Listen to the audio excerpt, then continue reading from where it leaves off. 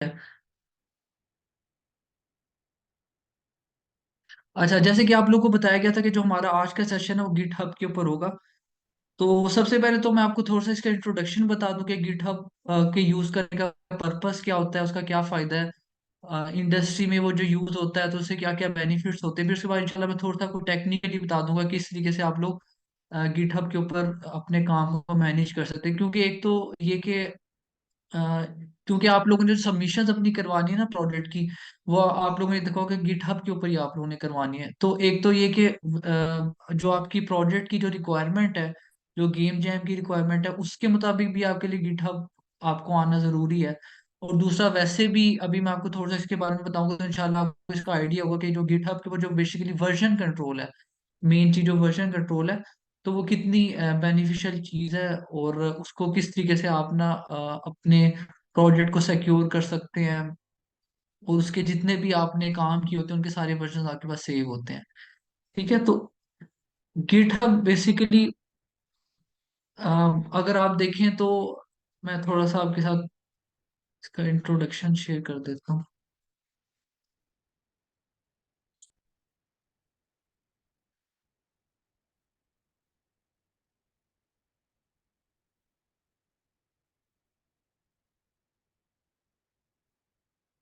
अगर आप गिटहब को देखें ना, गिटहब एक बहुत बड़ी एक कम्युनिटी है जिसके ऊपर वर्ल्ड वाइड जितने भी डेवलपर्स या और स्टूडेंट्स और डिफरेंट किस्म के जो लोग हैं वो सारे वहाँ पे क्या करते हैं, उन्होंने डिफरेंट रिपोजिटरीज बनाई होती है। रिपोजिटरीज बेसिकली आप समझ लें कि आपकी एक स्पेस होती है जहाँ पे आपका प्रोजेक्ट सेव होता है। तो वहाँ पे वो डिफरेंट चीज़ें अवेलेबल होती है, इस तरीके से जो ओपन सोर्स जैसे ओपन एआई या इस तरीके से और डिफरेंट ओपन सोर्स चीजें वो सारी यहाँ पे मौजूद होती हैं। तो बेसिकली जो गिटहब है वो एक आप समझ लें कि एक प्लेटफॉर्म है, डाटा स्टोर होता है जहाँ पे आपका वहाँ पे डाटा आपका पड़ा हुआ होता है। बाकी इसके अलावा इसके साथ साथ हम जो गिट है ना, बेसिकली गिट आप समझ लें कि एक टेक्निक है जिसके जरिए क्या होता है कि आपकी जो वर्जन कंट्रोलिंग है ना वो मैनेज हो रही होती है।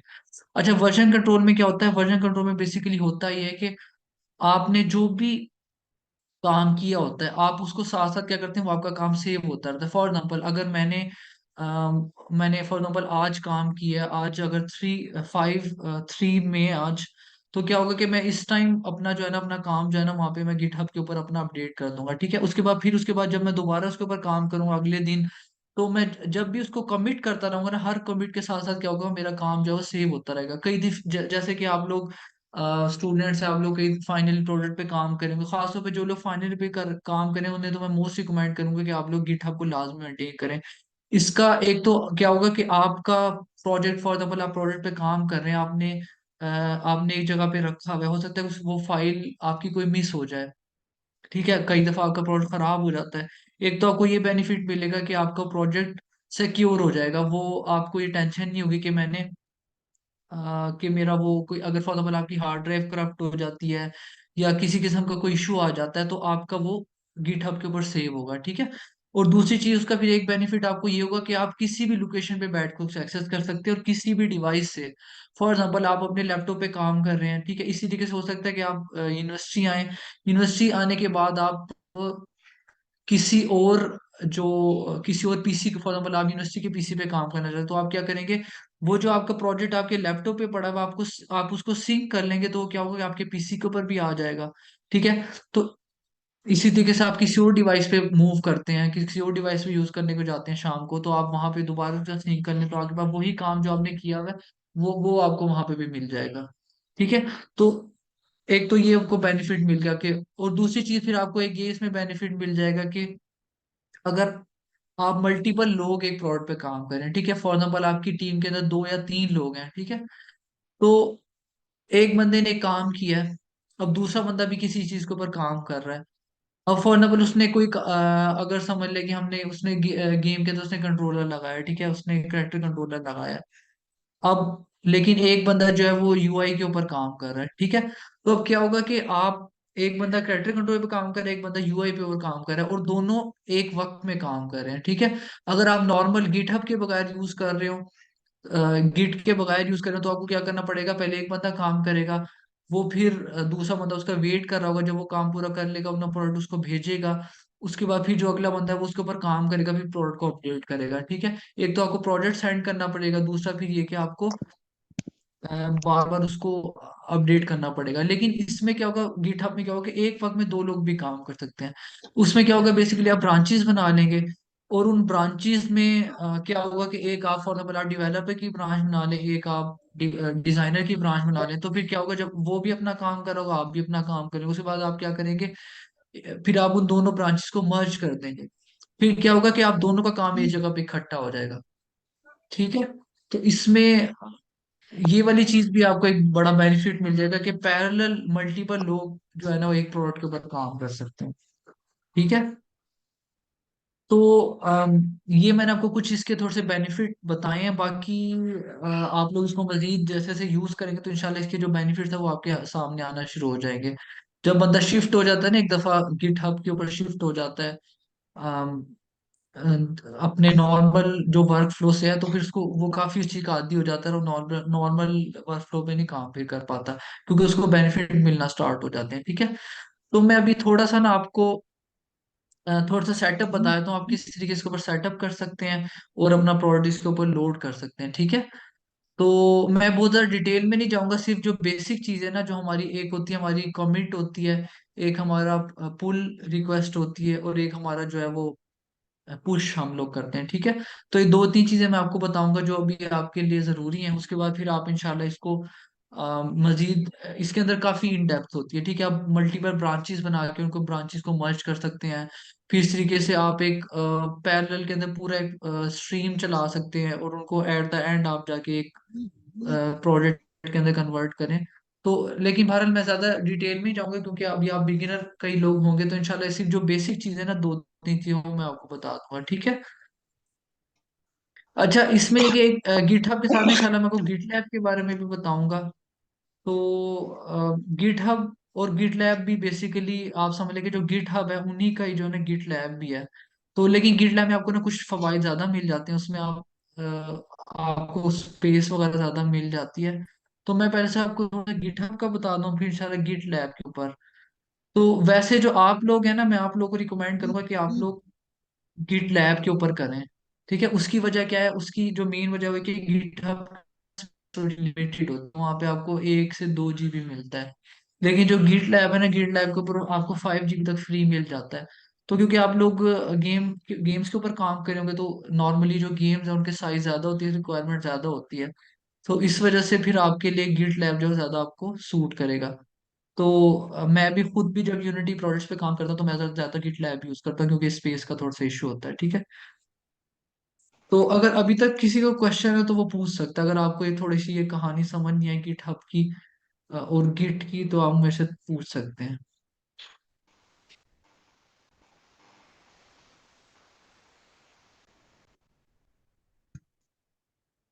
किसी का कोई क्वेश्चन?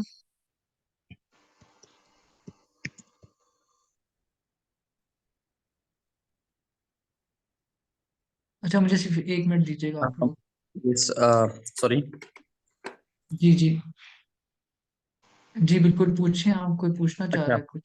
सॉरी, मेरा एक क्वेश्चन है शॉर्ट, तो कि ये फॉर एग्जांपल अगर हम गिट हब या आपने जो दूसरा बताया गिट लैब, इसको हम यूज करते हैं, तो फॉर एग्जांपल एक गेम ऑब्जेक्ट है यूनिटी के अंदर और उसके ऊपर दो बंदे काम कर रहे हैं, तो जब वो पुश करेंगे कोड को, तो क्या वो ओवरराइड नहीं हो जाएंगे वहां पे? क्योंकि मैंने ऐसा सुना है, मैंने खुद इम्प्लीमेंट नहीं किया, लेकिन मुझे जो लग रहा है कि फॉर एग्जाम्पल एक ऑब्जेक्ट है उसके ऊपर दो बंदे काम कर रहे हैं, फॉर एग्जाम्पल एक ने एक स्क्रिप्ट लगा दिया, फिर दूसरा बंदा है उसने उसके अंदर कुछ चेंजेस किए, तो जो दो ऑब्जेक्ट मर्ज हो रहे हैं, तो क्या वो रिप्लेस हो जाएंगे या ओवरराइड हो जाएंगे? Any idea about it? Thank you. हाँ, उसमें ये होता है कि जब आप इस तरीके से अगर हो ना कि दो लोग बिल्कुल एक काम कर रहे हैं, और तो फिर बेसिकली जब आप उनको उनके काम को मर्ज करने लगते हैं तो वहां पे कॉन्फ्लिक्ट रेज हो जाता है। वो जब आप उसको पुश करने लगेंगे तो वहां पे लिखा आ जाएगा कॉन्फ्लिक्ट आ गया इन दो चीजों में। तो फिर वो आपको ये ऑप्शन देगा कि फिर आपने चूज करना होगा कि आइदर आपने पर्सन 1 के काम को पुश करना है, या फिर आइदर पर्सन 2 के काम को पुश करना है। ठीक है, तो वहां पे आपको थोड़ा सा मैनेज करना पड़ेगा कि किसका काम जो है वो किसका वो स्पेसिफिक फाइल किसके वाली ऊपर जाएगी। ठीक है, ओके, थैंक यू। और किसी का क्वेश्चन?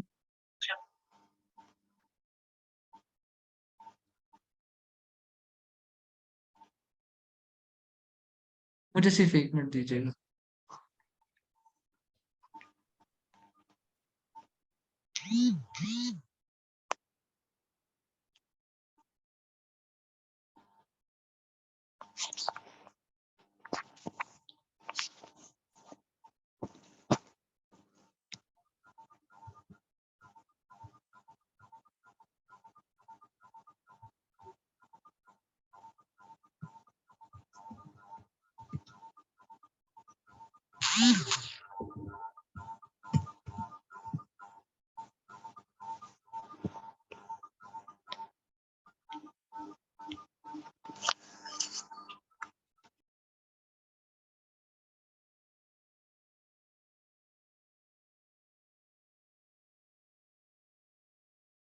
ठीक है, अच्छा मैं अब आप लोग को थोड़ा सा ये स्क्रीन आप लोग को नजर आ रही है? जी अच्छा, यहाँ पे ये मैंने मेरा गिटहब का अकाउंट बना हुआ है। आप अकाउंट तो बना सकते हैं, आपको सिंपली साइन अप करना होगा उसके ऊपर। आपका जो गूगल का नॉर्मली जीमेल का अकाउंट होता है आप उससे भी साइन अप कर सकते हैं उसके ऊपर, ठीक है। और बाकी अगर आप स्पेशली कोई और यूज करना चाहे तो वो भी कर सकते हैं, ठीक है। तो जब आप गिटहब के ऊपर साइन अप कर लेंगे ना, आप ओपन करेंगे तो यहाँ पे आपको न्यू की ऑप्शन नजर आ रही होगी, ठीक है। तो बेसिकली ये कह रहा है कि यहाँ से आप न्यू पे क्लिक करके आप एक न्यू रिपोजिटरी बना सकते हैं, ठीक है। तो मैं इस पे न्यू पे क्लिक करता हूँ। और न्यू पे क्लिक करने के बाद ये देखें क्रिएट ए न्यू रिपोजिटरी की वो आपको ऑप्शन दे रहा है, ठीक है। यहाँ पे ऑनर, ये मेरा नाम जो मेरा अकाउंट है वो आ रहा है। और यहाँ पे आपने देना रिपोजिटरी का नेम, ठीक है। फॉर एग्जाम्पल मैं इस रिपोजिटरी को नेम दे देता हूँ कि टेस्ट रिपो, ठीक है। ये दे दिया। उसके बाद डिस्क्रिप्शन ये लाजमी नहीं है, आप बेशक इधर ना लिखें कुछ। अच्छा यहाँ पे अब आ जाता है पब्लिक या प्राइवेट, ठीक है। पब्लिक जो होती है ना वो ये कि आप समझ लें कि इंटरनेट पे हर किसी को एक्सेसिबल होती है, मतलब over the world wide GitHub के ऊपर जितनी भी कम्युनिटी मौजूद है हर कोई इसको एक्सेस कर सकता है, ठीक है। प्राइवेट जब मैं इसको कर दूंगा, प्राइवेट से क्या होगा, सिर्फ आप इसको देख सकते हैं और कोई नहीं देख सकता। हाँ, अगर आप किसी के साथ ये शेयर करते करते हैं तो सिर्फ वो उसको देख सकता है, ठीक है। तो वो आप पे डिपेंड करता है आप इसको पब्लिक रखना चाहते हैं या फिर इसको प्राइवेट रखना चाहते हैं, ठीक है। बहरहाल अगर आप इसको पब्लिक रखेंगे तो ये ध्यान में रखिएगा कि हर किसी को एक्सेसिबल है, कोई भी इसके अंदर ना इसको देख सकता है। तो वैसे मैं अभी जैसे आप लोग क्योंकि अभी गेम जैम के ऊपर काम कर रहे हैं तो जाहिर बात है आपका क्लोज वर्क है, अभी सबके साथ शेयर नहीं है, तो फिर मैं रिकमेंड करूंगा कि आप लोग प्राइवेट पे जाएं। उसके बाद फिर इसकी जरूरत इसको बेशक आप स्किप कर दें। अच्छा ये इंपॉर्टेंट है, एड डॉट गिट इग्नोर। अच्छा ये क्या होता है इसको आप समझ लें। गिट इग्नोर क्या होता है कि बेसिकली कुछ ऐसी फाइल्स होती है आपकी प्रोजेक्ट के अंदर। अगर मैं आपको यूनिटी की एग्जांपल दूं, आपकी फॉर एग्जांपल प्रोजेक्ट की सेटिंग्स हैं या आपकी कुछ मेटा फाइल्स हैं या फिर आपके कुछ कैशे है, जो आपका प्रोजेक्ट होता है ना उसके साथ साथ वो रन टाइम पे बनती रहती है, ठीक है।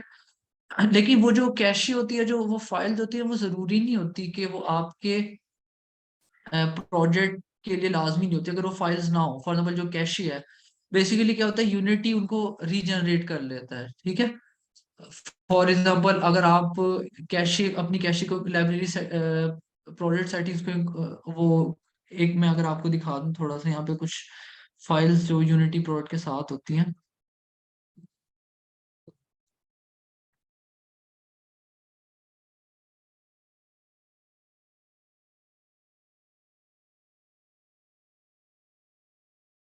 ठीक है, जैसे कि ये प्रोजेक्ट ओपन हो, अब इसमें देख रहे हैं सीरियलाइज बिल्ड इन्फो आ रहा है, यूजर सेटिंग्स आ रही हैं, ठीक है। इसी तरीके से लाइब्रेरी का फोल्डर आ रहा है, ठीक है। ये सारी चीजें जो है ना जब भी प्रोजेक्ट आप इंपोर्ट करते हैं तो यूनिटी इनको रीजनरेट कर लेता है, ठीक है। तो ये हर प्रोजेक्ट के साथ जाना लाजमी नहीं होती, तो इसको आप एक्सक्लूड कर सकते हैं। तो वो हम क्या करते हैं बेसिकली गिट इग्नोर, जैसे मेरे इधर फाइल मौजूद है गिट इग्नोर की, तो आप क्या कर सकते हैं यहाँ पे गिट इग्नोर के अंदर यहाँ पे वो सारी फाइल्स मेंशन हो जाती हैं। For example dot S L N की फाइल्स, ठीक है, dot P I D B, ये मल्टीपल फाइल्स होती हैं। वो क्या करता है इनको इग्नोर कर देता है। इनको वो क्या करता है जब भी आप कमिट करेंगे ना अपनी तो वो इसको इंक्लूड नहीं करेगा, ठीक है। इसका फायदा क्या होता है, इसका एक तो फायदा ये होगा कि आपके प्रोडक्ट का साइज फजूल में इंक्रीज नहीं होगा, इन फाइल्स की हमें जरूरत नहीं होती, यूनिटी रीजनरेट कर लेता है। और दूसरा एक फायदा ये होगा कि जब भी आप पुश करेंगे प्रोडक्ट तो आपको कम चीजें पुश करना पड़ेगी, वरना फिर क्या होगा प्रोडक्ट का वो आपको जब भी आप इसको पुश करेंगे, सारी बात इंटरनेट यूज होता है तो वो टाइम ज्यादा लगेगा आपको, ठीक है। तो आपने हमेशा कोशिश करनी है कि, बल्कि इसको लाजमी समझे कि आपने गिट इग्नोर लाजमी ऐड करनी है, ठीक है। अच्छा, अब इसमें आपके जहन में क्वेश्चन होगा कि हमें कैसे पता लगेगा कौन सी फाइल्स इंक्लूड करनी, कौन सी नहीं करनी। तो इसमें आपको खुद से गिट इग्नोर की फाइल बनाने की जरूरत नहीं है। आप एक तो ये यहाँ पे आपको ऑप्शन मिल जाएगी कि आपने कौन सी गिट इग्नोर ऐड करनी है। फॉर एग्जाम्पल मैं इधर लिखता हूँ यूनिटी, ठीक है, यूनिटी की गिट इग्नोर इधर आ गई है, ठीक है। या फिर अगर आप ये गिट इग्नोर इनका टेम्पलेट नहीं यूज करना चाहते, आप इंटरनेट पे जाएं, यूनिटी गिट इग्नोर,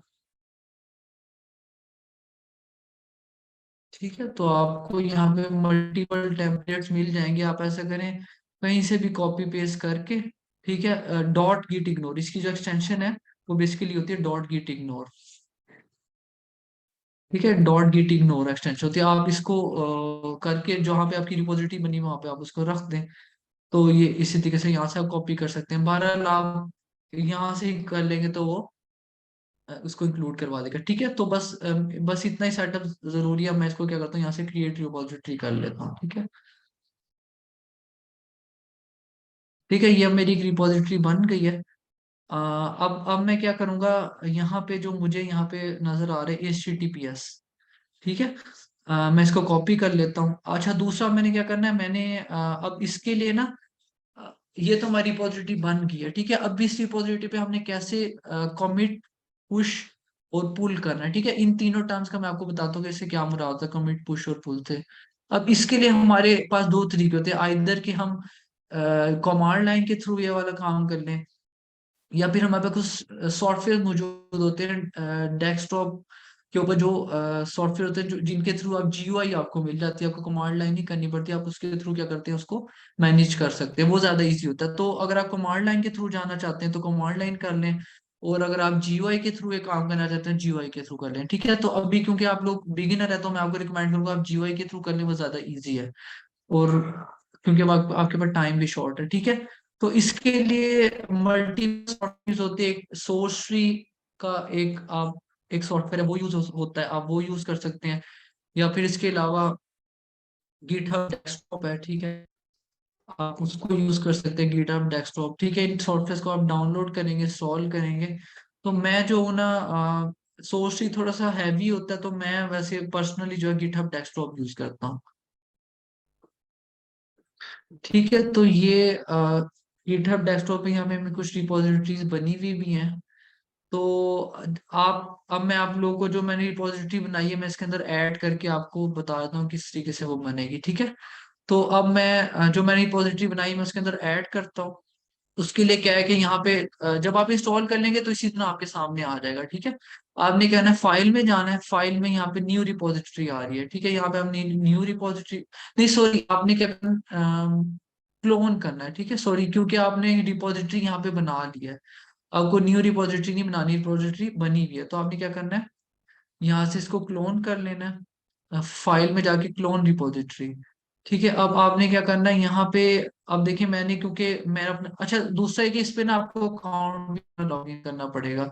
जब आप जो आप जिस अकाउंट से आपने यहाँ पे लॉग इन किया था ना गिट हब के ऊपर, उसी अकाउंट से आपने क्या करना है, यहाँ पे गिट डेस्कटॉप के ऊपर भी लॉग इन कर लेना है, ठीक है। उसके लिए आप जब ऑप्शन पे जाएंगे, यहाँ अकाउंट्स में जाएंगे, तो यहाँ पे आप साइन इन कर सकते हैं, ठीक है। तो मेरा अकाउंट ऑलरेडी ऐड है, इस वजह से मैं इसको दोबारा साइन आउट नहीं कर रहा, ठीक है। यहाँ से आप साइन इन कर लेंगे।